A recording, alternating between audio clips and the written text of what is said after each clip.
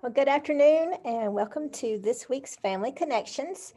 We are going to be visiting today with two of our guidance counselors in the district. Amy Crist is our primary counselor, and Lacee Wall is also one of our primary counselors. And we're actually going to talk today about something that's just critically important. And it's mental health and just well-being of our students and our families. I think we can all agree that the past almost year now has been just a very challenging and stressful time for everyone. And so we wanted to bring some resources to our families, to help maybe talk through some scenarios that we know that our students and our families are facing. So we will jump in. If you have questions as we're going through, please feel free to type those into the chat feature or the Q&A feature, and we will try to answer as many as we can during our time together. And if we do not answer those, we commit to getting those answers out. And then, as always, our Family Connections recordings are posted on our website, and you can see that link that is in our chat feature for all of the rest of our previous Family Connections, as well as this one will be loaded up by the end of the day or tomorrow. So without further ado, let's get started. Amy and Lacee, thank you for joining us today. So first of all, these are some questions that parents have submitted and that you guys have been hearing. So we'll just get started. So my child is a worrier. How much worrying is considered normal, and when should I become concerned as a parent? Okay. Do you want me to start? Yeah. Okay. I'll speak on younger children. Yes, I'll speak on behalf of, or I'll talk about younger children, and then Miss Chris will talk more about older children. Okay. So there is, it's normal for children to be anxious from time to time. They have normal fears like going to school, being separated from parents, being afraid of the dark, being afraid of the neighbor's dog. Those are considered normal worries, and they do normally fade over time. Whenever a worry when you should become concerned about a worry is when those worries start to become more intense over time instead of naturally fading away. This can be a sign of anxiety or even an anxiety disorder. The difference between a normal worry and an anxiety disorder is severity. So children who are having severe anxiety, they're going to avoid triggers. They may refuse to participate in something. For example, if it's severe separation anxiety, they may have a super difficult time coming to school. But what we see with normal separation anxiety, they may have a hard time separating from mom or dad coming to school. But once we get them to school, they can get focused and end up having a really great day. And so that's what that looks like normally. If it's starting to affect their daily behaviors and it's getting more and more severe, then that's maybe a sign to seek some help for that. And a little bit later, we're going to talk about what you can do to seek help if you get to that point. So other symptoms of severe anxiety can start to manifest like in physical signs. They may get a tummy ache or a headache, and there's no other medical reason they should be having it. I think I muted myself while I was talking. I was like, I think I lost my sound. Sometimes too, if the worries become very severe, they may start having some physical symptoms that are not a part of any medical reason. Tummy aches, headaches, and things like that could be a sign that something else is going on. And I'll let Miss Chris talk now. So some of the same things for older children for sure too. Temperament and a personality have a lot to do with how we respond to stress and how we handle those sorts of things, worrying. Generally, if a child or an adolescent can overcome the worry by just talking it out or by doing some kind of activity that they enjoy that helps to distract them and then lets them talk about it a little while later, generally it's manageable, anxiety and worries. But when it becomes, like Lacee was saying, where it's impacting their daily functioning, they're not wanting to participate in events, going to a birthday party or withdrawing from friends, or just not doing things out of fear. then it's certainly impacting their happiness and their ability to make social connections, which is going to also continue to increase anxiety. So those would be some things to look for with older kids. And, if they're risk-taking behavior, withdrawal, any of those sorts of things would be things that would, you kind of want to check into. Okay. All right. So if a child won't open up and tell a parent what they're worried about, any suggestions on how they can get their child to talk to them? Well, one thing as a parent, especially if you're talking about older children, and this I think could probably go for younger children too, is sometimes it seems intrusive when parents are, what are you thinking about? What are you worrying about? What's going on with your friends? And sometimes that will shut down older children. So finding ways to get them to talk when they're wanting to talk is important. So just simply, like, if you notice that they seem worried about something, you might just start talking about it, your own concern that you have about a worry that you face in your life. Maybe you worry about being late to work, and you might talk, bring that up in conversation as it relates to you, as a way to kind of get their thoughts on that. And that would be a way to engage in a conversation. Also, if they are talking about school and their friends, you might ask, what kind of worries do your friends have, or what kind of things do you see at school? So it's taking the pressure off them, but in a roundabout way, giving you an opportunity to talk to them, and also for them to express themselves without feeling pressured or intrusive. Okay, great. So if a parent suspects that their child is dealing with anxiety, when should they seek support, and then, like, what are some support options? So I'll speak again on younger children, and then Miss Chris can add some for the older children. Some of this is going to apply to all age groups too. But one, work on trying to find out what is causing the anxiety. So a lot of times we want to protect our children from their fears, and we might tell them, oh, don't worry about that. Don't worry, like if they're maybe having anxiety about going to school, don't worry, no one's going to be mean to you. But maybe that's not their exact worry. So work on figuring out what their worry is. With really young ones, it can be hard because sometimes they just don't know, or they don't know how to identify or express that. So I like to ask young ones, I mean, this will work on all age groups, but I like to ask, what is the worry floating around in your head right now? Because that makes it like almost like it's a tangible thing, but it's not. What's the worry floating around in your head right now? And we just kind of talk through those things. So trying to get to the root of what is the cause of the anxiety and talking through that can be very helpful. Making sure if there's any anxiety that's triggered around school, if it's going to bed at night and anticipating the next day or something like that, a calming bedtime routine is really great.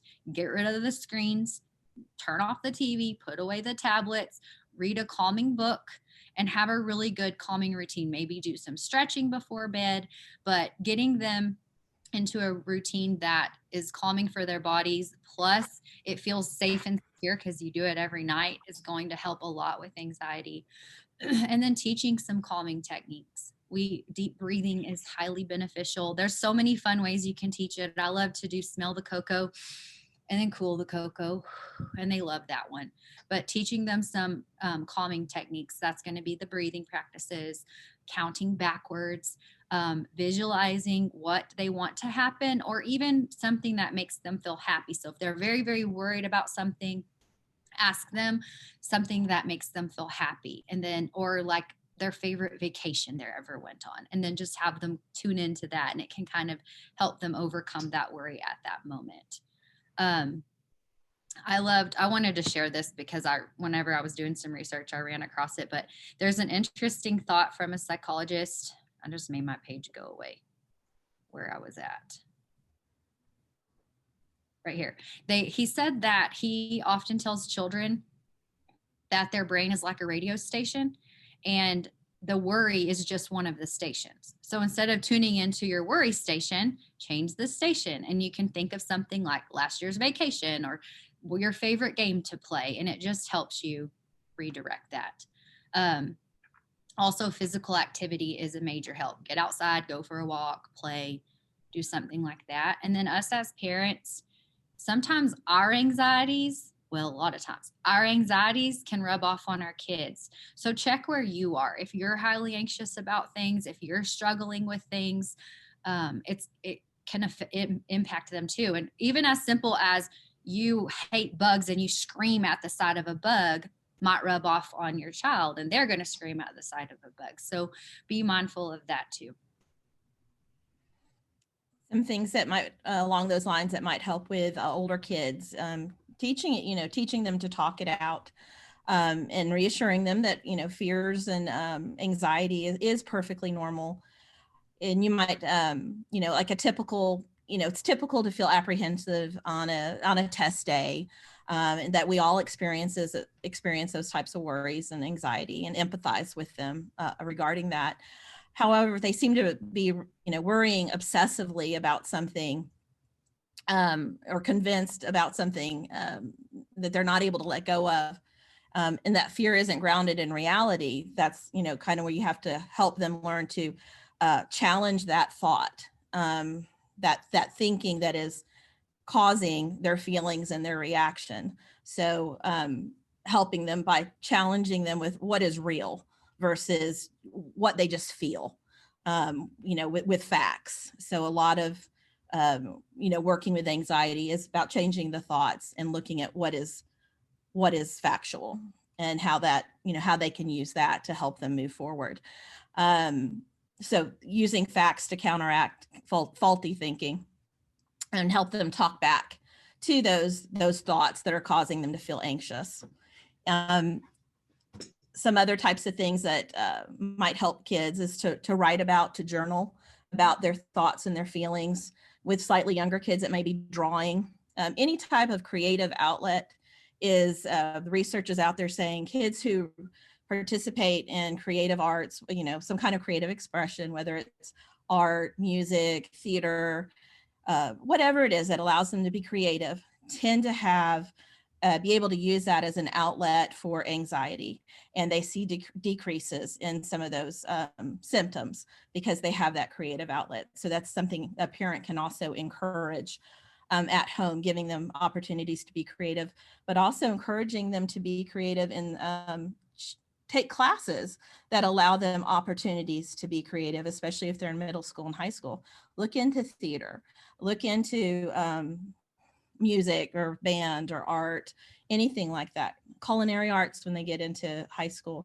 There's so many different things that can give kids a creative outlet and give them a way to channel their anxiety, but also build them up. That is very, very positive. As parents, sometimes we might have to lower the pressure on our kids.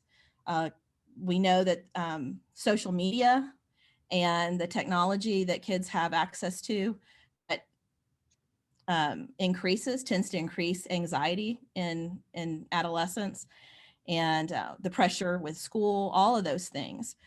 So we might need to lower some of our, I don't want to say expectations of kids, but we might need to encourage them to learn about ways that they can help themselves, and be sure that we're not the cause of some of that stress and anxiety by what grade did you make today, or what's going on with your friends, and constantly peppering them with questions, wanting information, which can kind of sound like we're comparing them and judging them. Mm-hmm. And kind of going back to limiting social media, we know that during the start of the pandemic, people were, especially, I think we've been kind of very lucky here that we were able to go back to school, because we know that that's been a huge source of support for kids. That while kids were, everybody was isolated, we were encouraged, stay connected, use your social media to stay connected. And that is a great device and a great use of technology for that connection. But also it tends to also feed anxiety as well. And so while kids were being connected a lot, they're more into their technology, more into using different, what are the all of a sudden my mind just went blank of some of the stuff that they use, but they're engaging in that even more. And we know that that correlates to higher levels of worry and anxiety in adolescents. So monitoring their usage of social media and educating them or giving them opportunities to learn about how social media use can affect their level of anxiety and worries. Right. I know I had to fire myself from social media for a while these past few months just for my own mental health. So I can Right. definitely understand that. Okay, so just the nature of what we've been living in, we know that a lot of our families have experienced a loss of a family member. And a lot of times this has been our students' first experience with death of someone that they knew. So how do we know as parents if our children are handling that okay? And what are things that we can do to support our children as they are dealing with grief?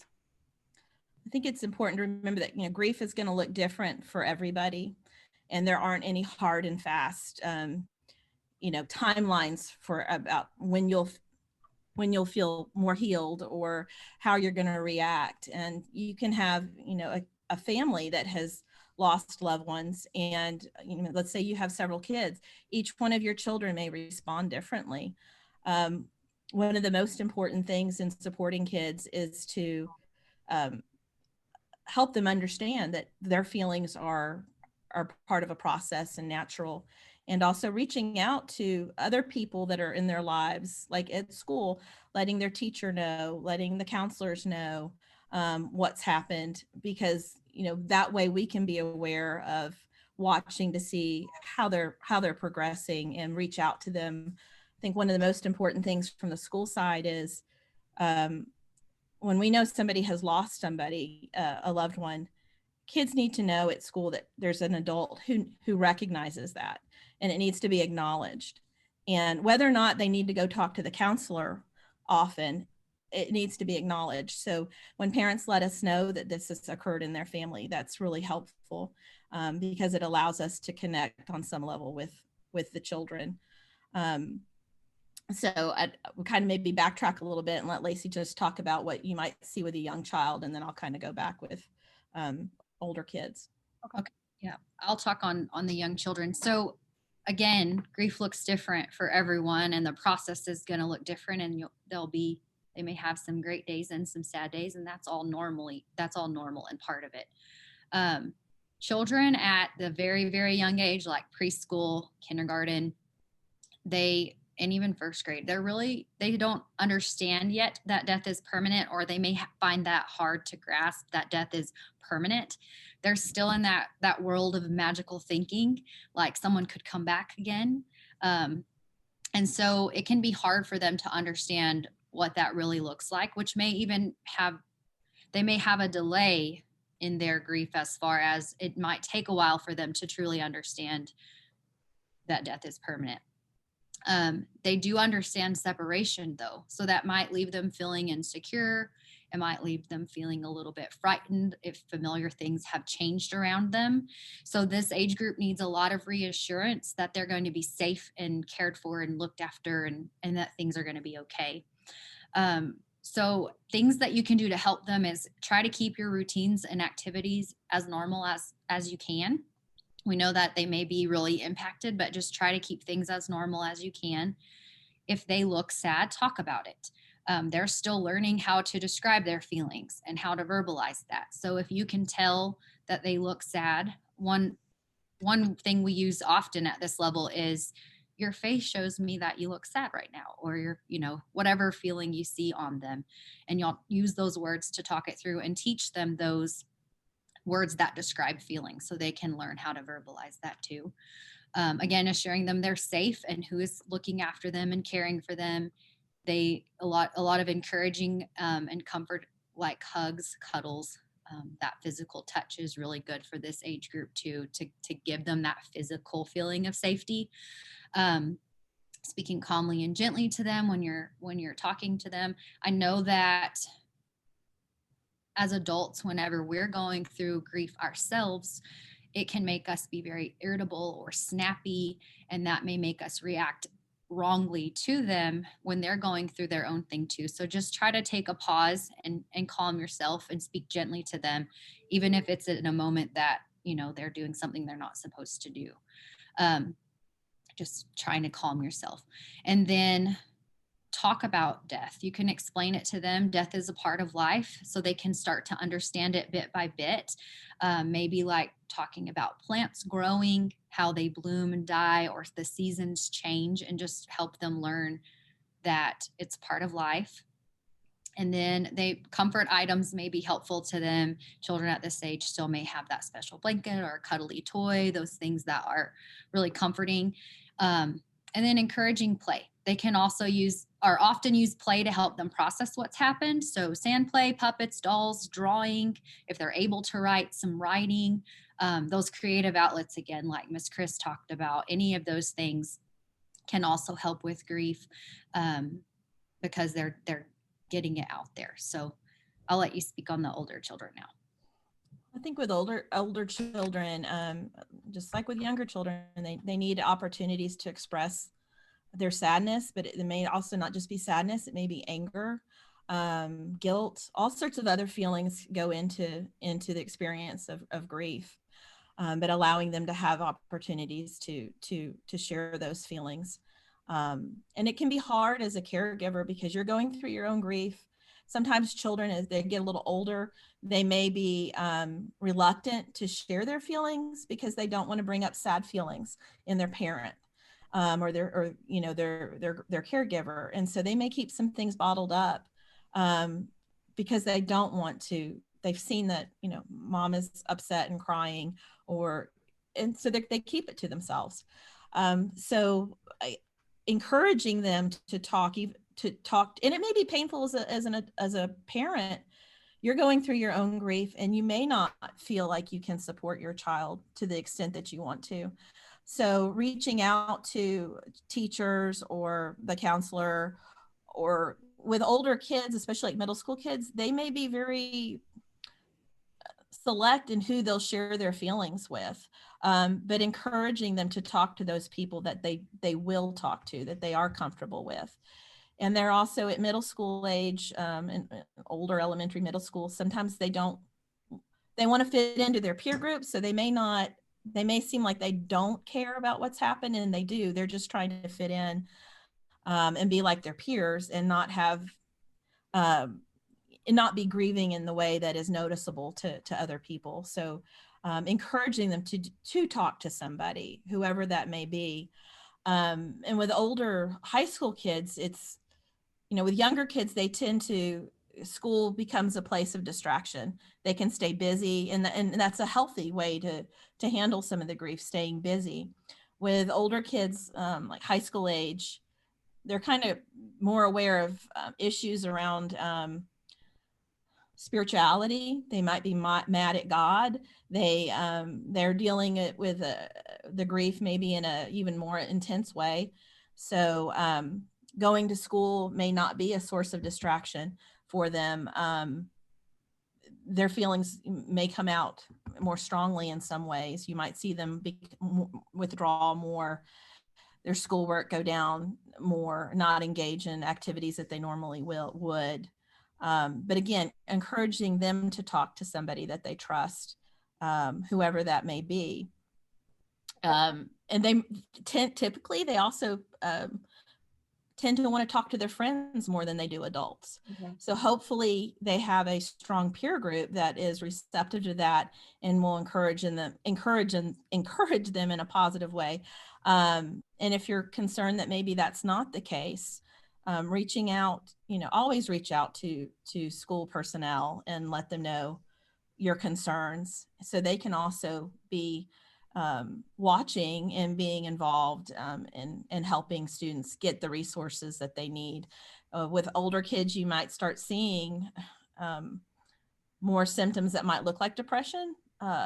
So with that you might see them withdraw, you might see more risk-taking behavior, you might see possibility of substance abuse. If it kind of goes down, becomes more of a depression type of thing for them. So again, encourage communication with the school if at all possible, but understand they're probably going to feel more comfortable talking to their peer group and their friends, and encourage them to do that. Yes. So you mentioned some significant red flags. We did have a question come in the Q&A about how would you approach a child that seems to obsess over how someone has died? And then so maybe answering that question with, if you see some red flags, how would parents know when it becomes past the normal grieving process and on to someone might need some additional support?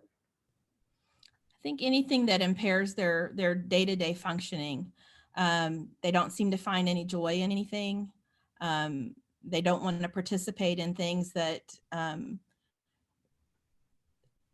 somebody their age or what would normally in your family be things that you participate in. That you want to look into some outside help. Somebody obsessing about how something happened, there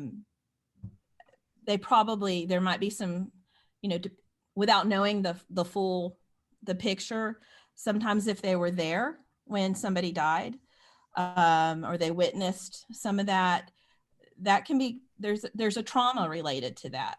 And that would be something that would be very well handled by an outside counselor. So you might start with talking to your family doctor and let them know what your concerns are and what you're seeing, and then get referrals. We certainly have a list of referrals for some outside counselors and therapists locally, and of course in Abilene and Lubbock. But getting outside help when you see that they're not getting past something and it's affecting their happiness and their day-to-day living, reach out. Okay. The same goes for with the younger children. I was just going to speak because it may look a little bit different in them, but there's still some flags where you can clue in that you may need to reach out for some additional help. And that anything that is a extreme change to their behavior, like Miss Chris said, not enjoying things that they normally did enjoy. If they're excessively acting out or having a lot of accidents more than normal, extreme reaction to things, they may have some physical symptoms, just anything that if it makes you feel like this is probably a red flag, then it probably is. And it's always a good idea to go ahead and talk to your doctor about that and see what kind of outside help you could seek to help with that. Okay. So we've just got a few minutes left. We had a question regarding what are some ways that a family can help their child develop healthy coping skills in dealing with times of stress. And so we're in it, we're living it. And so what are some ways that families could address that? And then we'll share just maybe where parents can go and access resources as well, and then probably be out of time. Rachel, could you repeat that first part of that question? My light went off and I had to get up to turn it back on. What are some ways that families can help their students develop healthy coping skills in dealing with times of stress? Like some just 2 or 3 suggestions on things that families might do. Well, one suggestion I have, aside from monitoring the social media usage, turning off the news, those sorts of things, minimizing some of those things. And even with older kids, play board games once in a while with your kids. I know that sounds, especially if you have older kids, you're like, yeah, that may not happen. Sometimes you have to say, please humor me and let's do this. But playing board games with younger children, middle-aged children, older children is just a good way to not only bond and have some joy, but it also teaches a lot of really important social skills that are just important for life. And that's a real simple, real easy way to increase good quality time with kids, as well as impart some really important skills. And fun. That would be one suggestion. Okay. Where can our parents go for mental health resources? Do they have information sheets? Do we have resources that we can direct our parents to? I believe on the webpage where it has a link to the counselors, There are a lot of resources listed for grief. We also, I think, included some from the Dougie Center, which they do a lot with grief. And I wanted to just kind of bring up, they had a podcast that if you go to their website, you can download a podcast. It's specifically for grieving during COVID. And if you've lost somebody due to COVID, there's a whole lot of other, obstacles right now for people grieving. The religious and cultural ways we experience grief as a community are different because you can't have the large gatherings. You may not have been able to be with your loved one. There's just so many factors and obstacles that layer this grief in a different way for people. So it was a really good podcast, a lot of really good information, and I would encourage people to look that link up. Would you type that in the chat, the Dougie system, and so that our attendees would have that as a reference? So we are out of time, and we will be back though at 5 o'clock covering some of the same materials and any additional questions that may come in. But if you have someone that has not been able to join us today, please encourage them to reach out. Let's see, I'm going to share it with all of our attendees so that everyone can see it. Thank you. So DougieCenter.org as a resource. And then earlier in the chat, you have the link to the counselors page that our attendees, we would encourage them to visit. So we appreciate your time today. We'll be back at 5 talking on the same very important topic. And thank you, panelists. And so we'll see you back in just a little while. Thank you. All right. Thank you.